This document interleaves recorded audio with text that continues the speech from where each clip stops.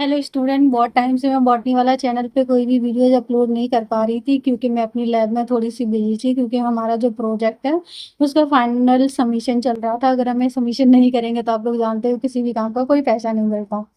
ठीक है, ये तो मेरी अपनी बात थी। सेकंड, हम बात करते कि अगर आपको फर्दर कोई भी क्वेरीज है रिलेटेड टू कि आपको रिसर्च लेबोरेटरी कैसे ज्वाइन करनी है, उसकी एलिजिबिलिटी क्राइटेरिया क्या क्या है, तो वो सारी चीज़ें आप कभी भी हमसे डीएम करके पूछ सकते हो। बट मैं आपको यहाँ वीडियो में भी बता देती हूँ।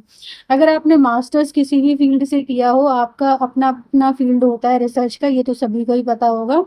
देन अगर आप उसके बाद पीएचडी करते हो तो बहुत अच्छी बात है, तो आपको डायरेक्ट रिसर्च एसोसिएट की पोजीशन मिल जाती है, आरए की पोजीशन मिलती है, जिसमें ऑलरेडी उस जगह पे प्रोजेक्ट चल रहे होते हैं। देन अगर वहाँ पे फॉर एग्जांपल हमारे यहाँ जो प्रोजेक्ट चल रहा है वो हमें रिक्वायर्ड है एक आरए की, मतलब रिसर्च असिस्टेंट की, तो हम उसकी वैकेंसी निकालेंगे और जो हमें लगेगा कि हाँ इसने हमारे फील्ड से रिलेटेड काम किया है, तो हम उस पोजीशन के लिए उसे हायर कर लेंगे।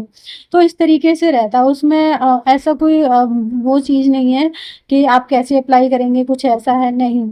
आपको सिंपल स्टेप्स है, आप अगर उस के क्राइटेरिया में, आप उसकी एलिजिबिलिटी क्राइटेरिया में फिट होते हैं तो आप अप्लाई कर सकते हैं।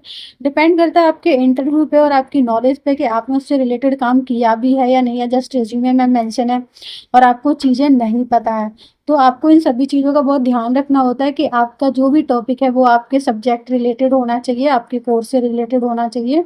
और अगर आपके कोर्स से रिलेटेड कोई भी प्रोजेक्ट निकला हुआ है या फिर कुछ भी है तो आप वहाँ पे इजीली से अप्लाई कर सकते हैं। कुछ जगह वॉक इन इंटरव्यू भी होते हैं, किसी जगह टेस्ट भी होता है, तो वो सारी चीज़ें आपको क्वालिफाइड करनी होती हैं, तो आपको आरए की पोजीशन मिल जाती है।